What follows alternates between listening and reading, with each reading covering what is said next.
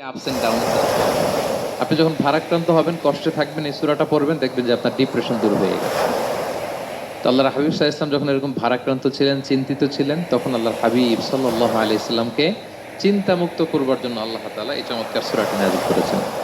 Feel করবেন যে আল্লাহ আমার সাথে আছেন। সবসময় এটা ফিল করতে হবে যে আল্লাহ তাআলা আমার সাথে আছেন।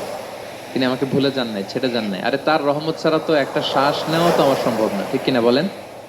আল্লাহর রহমত ছাড়া একটি সেকেন্ড এই পৃথিবীতে সার্ভাইভ করা কি আমাদের পক্ষে সম্ভব না? যে মজলিসে কোরআনের তাফসির হয়, আল্লাহর কালামের ব্যাখ্যা উপস্থাপন করা হয়, প্রেজেন্টেশন করা হয়, এর চেয়ে শ্রেষ্ঠ মজলিস কি পৃথিবীতে আর হতে পারে? আমরা পৃথিবীর সবচেয়ে শ্রেষ্ঠতম একটি মজলিসে এখন বসে আছি। প্রিয় ভাই এবং বোনেরা, আমরা সূরা দোহার তাফসির শুনবো। এই সূরাটা মুখস্থ আছে না অনেকের? কোরআনের যে সমস্ত সূরা আমাদের অনেকেরই মুখস্থ, তার মধ্যে এটা অন্যতম একটা সূরা। এবং দেখবেন যে ইমাম সাহেবরা প্রায় এই সূরা তেলাওয়াত করেন।